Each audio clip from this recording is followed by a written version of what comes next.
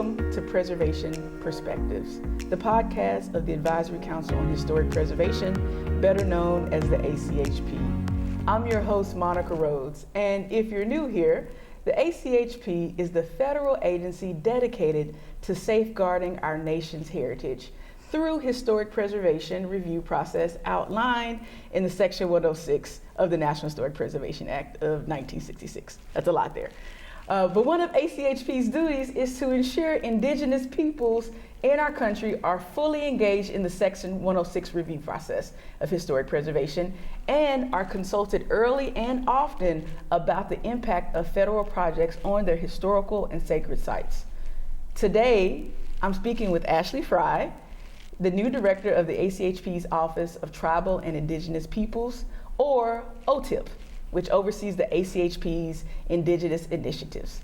OTIP staff work closely with the ACHP's Indian tribe, Native Hawaiian members to address critical issues brought to the ACHP by Indian tribes and Native Hawaiian organizations, or NHOs, and others working within historic preservation. It's wonderful to have you here, Ashley. Thank you for joining me. Thank you for having me. Okay, so tell me about your background and how you came to ACHP. So I've been with the federal government now for over 15 years, which is really hard for me to really realize. But I started out my career working for a really small office within the Department of the Interior called the Indian Arts and Crafts Board. And that office, I worked directly with contemporary Native artists and craftspeople on ways that they could protect their work and promote their work.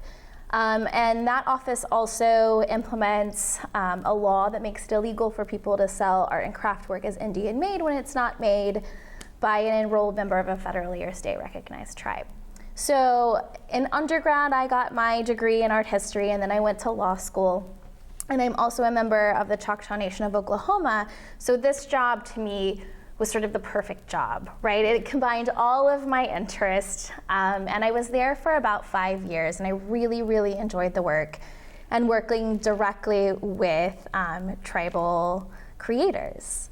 From there, I went on. I thought I wanted to do more regulation work, kind of flex those legal muscles a little bit, and ended up with the Office of Regulatory Affairs and Collaborative Action in the Office of the Assistant Secretary at the Department of the Interior. Not only did that office handle regulatory issues, but it was also responsible for tribal consultations. So I was able to get direct, firsthand experience setting up consultations and participating in those consultations. From there was an opening for Indigenous international work within Interior, and at that point in time, there were some international repatriation topics that were kind of bubbling to the surface with international museums and companies that were auctioning off items that they probably shouldn't have had.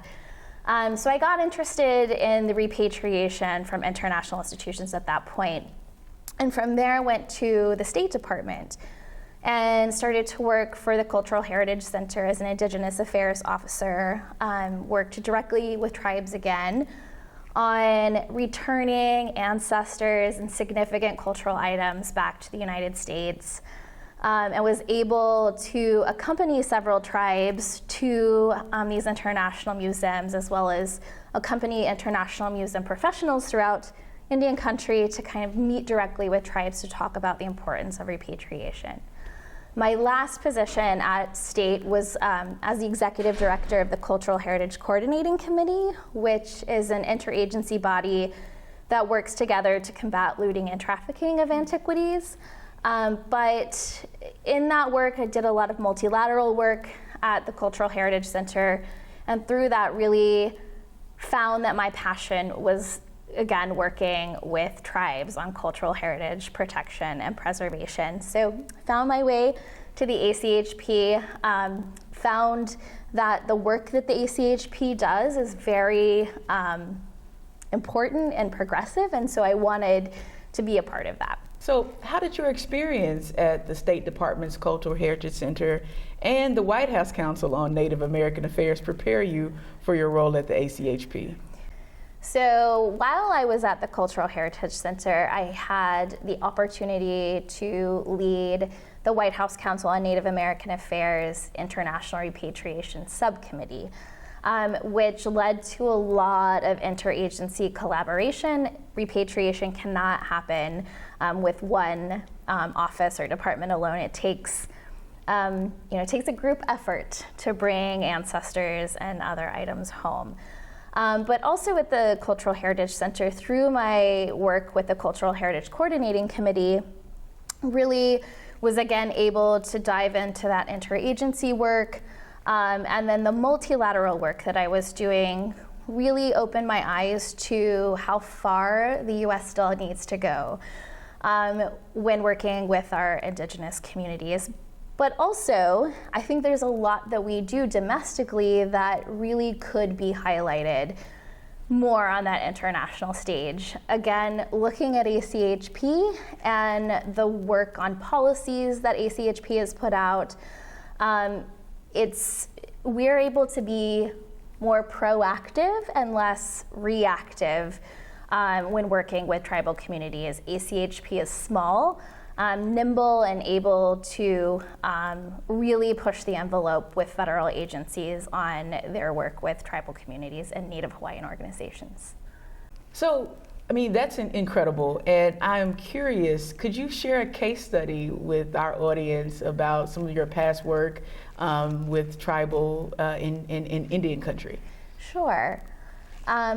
So I mentioned being able to accompany some tribes overseas on an exchange, and one of the most exciting things I was able to do was put together this exchange working with the Department of the Interior. We were able to send several tribes to meet directly with international museums to talk about a number of things, not just repatriation, but shared stewardship, the sharing of collections information, access to items that tribal representatives haven't had access to for the last 100 or 150 years. In one of these examples, I accompanied a tribe to a couple of museums in Germany, and some of the information that was in those museum collections was a bit wrong, the provenance information or information about the items.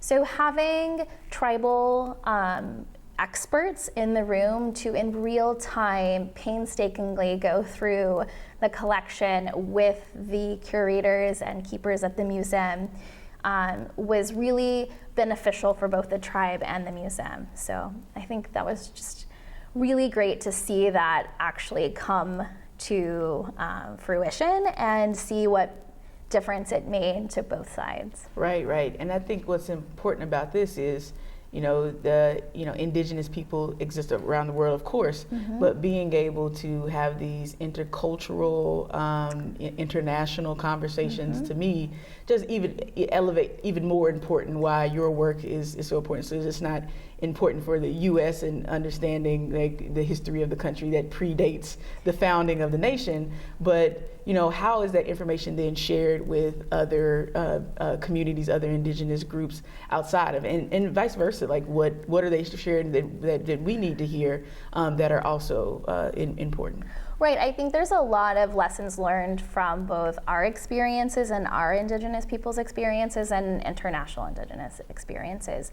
I think museums are really looking at working more with Indigenous communities, and I really hope to see, I'm definitely going to keep track of the repatriation world from afar, but I think there's really, not just for repatriation, but for the work that we do here, an opportunity to share what we've been doing, what's worked, what hasn't worked on a broader scale. Yeah, that's great, because I'm also on the International Council on Monuments and Sites, and we have an Indigenous Peoples Working Group where Currently, there's not much U.S. representation, of course, in Canada, Mexico, but we have a gap that currently needs to be filled. So I look forward to, we'll talk about that later. Yes. But I think your work fits exactly in, what we are looking for to support the work of the working group. Great. So. I would love to share information on Okay, that. all right. In recent months, the ACHP approved 2 significant policy statements, one on burial sites and human remains and funerary objects, and another on Indigenous knowledge. How is your office working to implement these policies? So the burial sites, funerary objects, and human remains policy was approved last year. And in short, that really provides guidance and standards for Section 106 practitioners to follow at a minimum when encountering these sacred items, sacred sites, and human remains, to make sure that they are properly considered and really cared for and protected. The Indigenous knowledge policy was approved earlier this year and strongly encourages Section 106 practitioners to include Indigenous knowledge in their Section 106 process.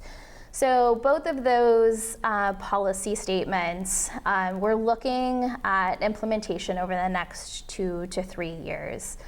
And implementation can look like working with ACHP staff, training our staff on both policies to ensure that the standards in both are included in the Section 106 work that we do here, but also training external Section 106 practitioners. So that's federal agencies and also tribes on both policies.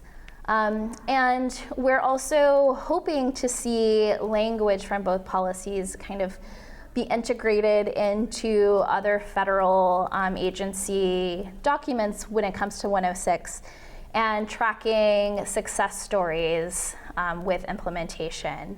But we're also going to look at our ACHP guidance to ensure that there is a standardization across that guidance and make sure that the 2 policies are included in past documents that we've released, and everything is sort of kind of on the same page when it comes to these 2 policies. So that's what we're looking to do over the next couple of years. I know implementation won't happen overnight, but I definitely hope to get the ball rolling very quickly on at least the training parts of this. So Ashley, what are some of your goals as the new director of OTIP? So as of now, I'm fairly new, so I'm really in an information gathering stage right now and probably will be for a little while. So one of my first main goals is really getting out there to talk with tribes and Native Hawaiian organizations. I want to hear directly from them about difficulties they've had with the 106 process, things that they have seen that worked, things that didn't work. I'm also hoping to sort of schedule some maybe regionally based calls that tribes can kind of open office hours, essentially virtually, that tribes can come join, ask questions, bring up issues that they would like us to be more aware of, or if there are things that they need help making the case with federal agencies on certain 106 projects. I want to be available to hear what they're saying, listen to what they're saying, and act on that if needed or wanted. And I'm really looking forward to working with Amelia Marchand. She is our tribal member on the ACHP, but also with NAPPO, the National Association of Tribal Historic Preservation Officers, have a slot on the ACHP. So I'm really looking forward to seeing what Amelia and I can put together for the coming year or 2. I know that she's got a lot of priorities, and I'm kind of just in that open spot right now. I want to hear, I want to listen, but also if it is needed and want to be that advocate and will be that advocate for tribes and Native Hawaiian organizations within ACHP, but also the federal entities that are active in the Section 106 process. It's so important, as we were talking about just the role of amplification and storytelling around this, and so I'm very much looking forward to seeing how you will help, will lead this office and the efforts you will undertake to, again, elevate the importance of this work and communicate that, preservation has tools and has had tools since the 80s to be able to grapple with some of the things that we're currently grappling with. So to see you, put boots on the ground and to start strategically convening and continuing the good work of your predecessor, looking forward to seeing it and supporting. Thank you. I know that OTIP has had some great leadership in the past, and I have some big shoes to fill. But another, amplification, like you said, is really important. And I'm hoping to do more things like this throughout the year, not just for Native American Heritage Month, but I've talked with the communications folks here at ACHP about uplifting more success stories throughout the year and amplifying the work that we do on a regular basis with Indigenous peoples. Great. And speaking of amplification, Ashley, how can people get in contact with you if they want to learn more about the work of your office, get engaged in some way? How can they do that? So our website is achp.gov, and there is an Office of Tribal and Indigenous Peoples, OTIP, site within ACHP. It has a lot of the guidance documents that we've put out. It has information on the role that we play within ACHP, and then it has contact information for me and others within the OTIP office on that website. So if you want to contact me, feel free to take a look at that website with my contact information and reach out directly. Thank you, Ashley, for joining me. I really enjoyed the conversation today. Thank you. It was really nice to talk with you. So be sure to follow the ACHP on Facebook, Twitter, Instagram, and LinkedIn, and of course YouTube, and keep up with all the latest in historic preservation news. I'm your host, Monica Rhodes. Thank you for joining Preservation Perspectives.